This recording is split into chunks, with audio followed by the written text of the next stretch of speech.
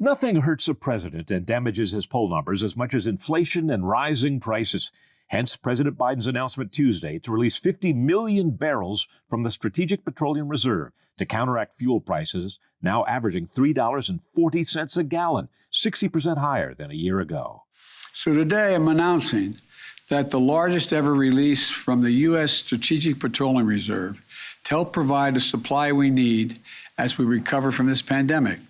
In addition, I brought together other nations to contribute to the solution.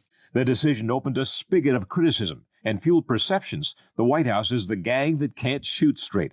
Critics say the 50 million barrel so-called largest ever release amounts to a proverbial drop in the bucket.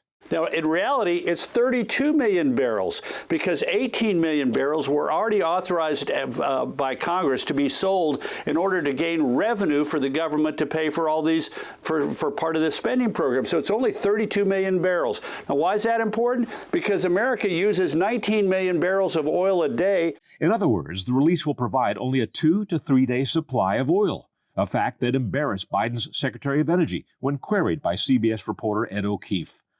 How many barrels of oil does the U.S. consume per day? I don't have that number in front of me, sorry. So some suggest it's about 18 million, which would suggest you're releasing less than 3 days' worth of supply from the Petroleum Reserve.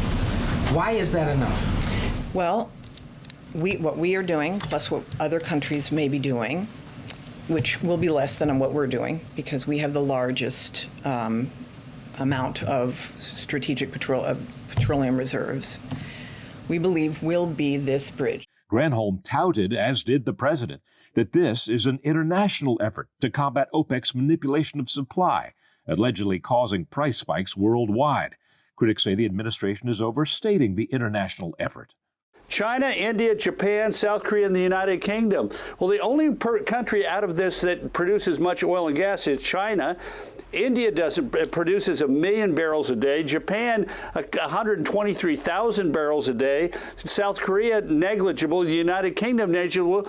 The people who've got the oil, OPEC, have already told the U.S. government to take a hike. Indeed, there is already some evidence that OPEC may retaliate against the strategic petroleum releases. Starting yesterday, OPEC plus countries and ministers began signaling through the media that they may not take this release sitting down. They may, and they're meeting next December 2nd, next Thursday. They're going to have a meeting, and they may decide to adjust the pace of their increases. They've been increasing quotas by 400,000 barrels a day a month. Less than that's actually coming out of the ground. But they may say, well, fine, if you're going to dump a bunch of oil into the market in January and February, when we see surpluses, maybe we'll just slow down our increases. The president made only veiled reference to his closure of the Keystone and other pipelines. No mention of his ban on drilling on federal lands, including the vast deposits in Anwar.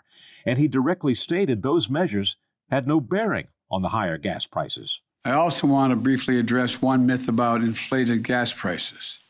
They're not due to environmental measures.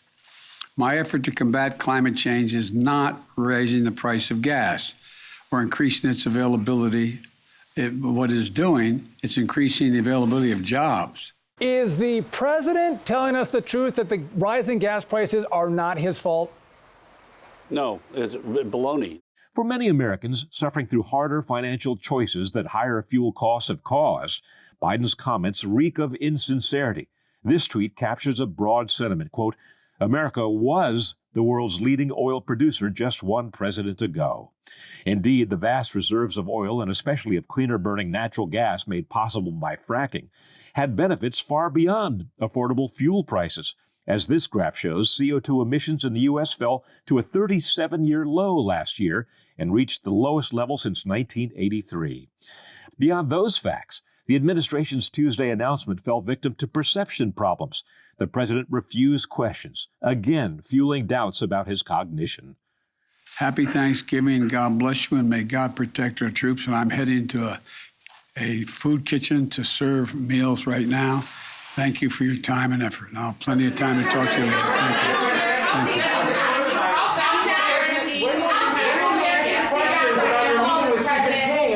When will you answer our questions, sir? Additionally, the president was falsely accused of a Ron Burgundy moment reading the teleprompter.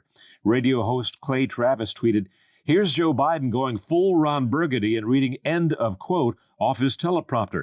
He just keeps getting worse. In fact, the president was accurately quoting Walmart's CEO. He began with, and I quote, and he ended the quote the same way. Here it is in full. He said, and I quote, "The combination of private enterprise and government working together has been really successful." He went on to say, all the way through the supply chain, there's a lot of innovation. Because of the actions we've taken, things have begun to change. End of quote.